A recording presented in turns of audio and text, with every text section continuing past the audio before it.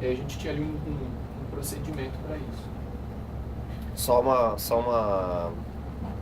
Um adendo que tem a ver com isso daí. A gente instalou, no nosso caso, um repositório. A gente criou um repositório interno que é como se fosse um repositório proxy.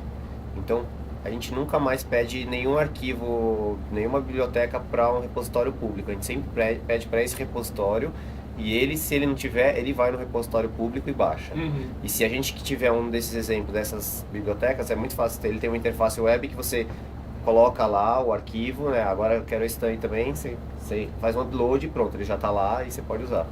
Não, isso é bem legal, e na época a gente até estava pensando em conversar com o Telecom para ver como se a gente coordenava, usava de repente o repositório de vocês e tal.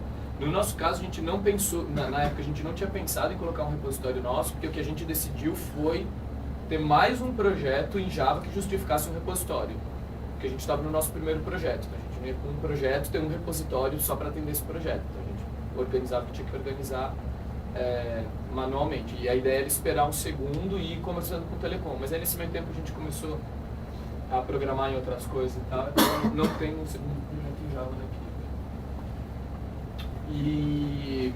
Mas essa ideia de repositório interno eu acho bastante importante para esses casos em especial.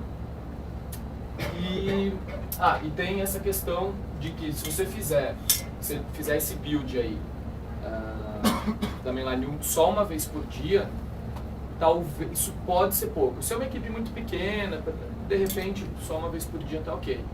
Mas o ideal é que você faça isso mais vezes. E de novo, um servidor de integração contínua te ajuda nisso. Um servidor de integração contínua, você esquece, tanto faz, não é você que está rodando isso mesmo, não é você que está esperando. Então, aí tem a importância de um build rápido, porque, obviamente, porque assim, o que acontece? À medida que projetos vão ficando grandes e à medida que projetos vão se encadeando, é comum esses builds começarem a demorar muito. Então, assim, se eu não me engano, o artigo até fala em builds de 10 minutos, eu acho que é o limite que ele dá. E ele dá umas estratégias para você quebrar esse build em outros. Eu nunca tive um projeto tão grande, assim, eu ainda não precisei fazer isso.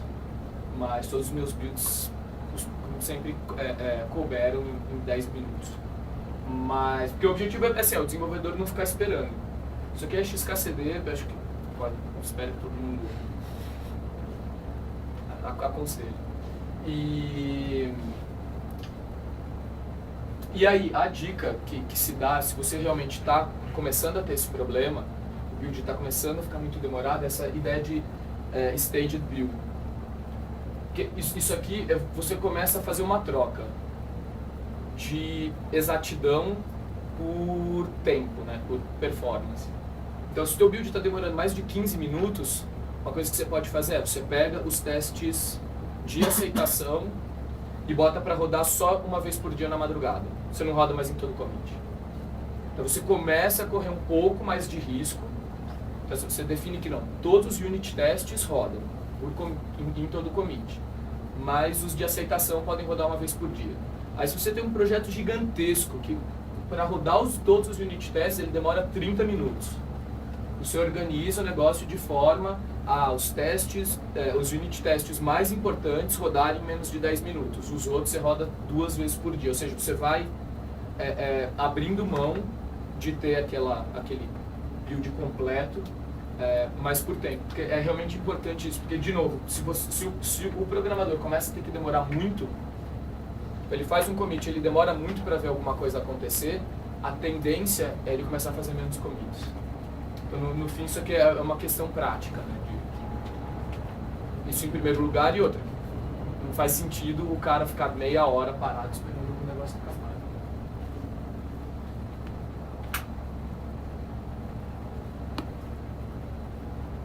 Depois tem essa questão de teste em clone de produção, para você tentar ter a máquina de teste o mais próxima possível da de produção. Nem sempre é possível ter exato.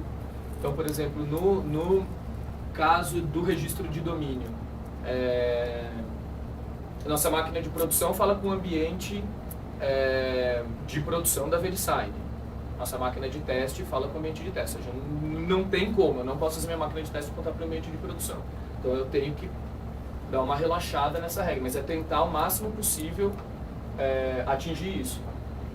Porque a ideia é você eliminar falsos positivos, falsos negativos, inclusive por essa questão. Porque às vezes na máquina de teste você já tinha feito uma configuração por alguma outra coisa, ou você está usando uma base de dados, você tem um MySQL em teste, um SQL Server em produção, sei lá, e de repente o teu código funciona super bem no MySQL pelos testes que você escreveu, só que quando você levar isso para SQL Server ele quebra. Então é importante que se é SQL Server em produção, você tenha SQL Server em teste. E é isso aqui, né? Lembrar de o mais próximo possível. Então, web server, o banco de dados, libs, versões e as versões corretas de cada uma dessas coisas. Sistema operacional. Sistema operacional, muita gente. Sistema operacional. E, obviamente, virtualização ajuda muito nessa hora. É muito mais fácil fazer isso hoje do que na época em que esse artigo foi escrito. Isso aqui é uma ideia legal também e é muito mais simples do que parece, que é a ideia de qualquer um poder acessar o último executável. Então, quando você faz o commit, você já gerou o executável e está disponível. Quando você trabalha, em especial que boa parte das aplicações são web, isso é relativamente simples. Você fazer o commit, ele rodar todos os testes, né? E você fazer o deploy num servidor de teste. E o que é legal disso é porque não só a equipe, que na verdade nessas horas talvez seja o que menos importa, mas os clientes, outras equipes, conseguem ir lá e ver qual é o estado do que você está fazendo no exato momento. Consegue ver a tua aplicação funcionando naquele momento. E é muito mais simples de fazer do que parece. Relacionado àquilo, tem essa coisa de que todos veem o que acontece. O objetivo, obviamente, é ter uma maior comunicação. Então, assim, você vê que durante um tempo a gente considerou que a gente tinha praticamente visibilidade zero das coisas que a gente fazia. A gente entrava no projeto, depois de alguns meses a gente entregava ou não o projeto. Quando entrou a questão do Scrum e tal, com o sprint essa visibilidade melhorou, porque entrar alguma coisa, depois de 15 dias já tem um retorno. Hoje em dia a gente tem falado em Kanban, que entre uma história sai história, entre história sai história. Você tem um ciclo de retorno ao cliente mais rápido ainda. Isso aqui tem muito a ver com essa questão, e que tem a ver, inclusive, se você está gerando o executável e colocando ele lá no ambiente de teste, fica fácil do cara ver o que está acontecendo.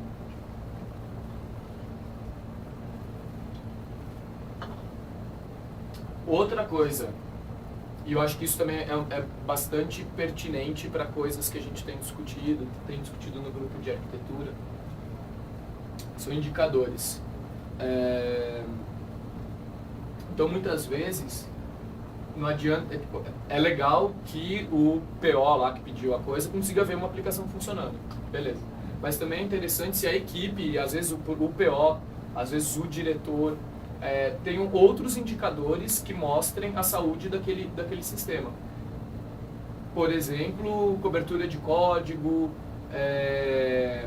essas ferramentas tipo PMD, Checkstyle e tal, que mostram, que fazem análise de código e te mostram ali alguns pontos problemáticos e tudo mais, geram relatórios para isso.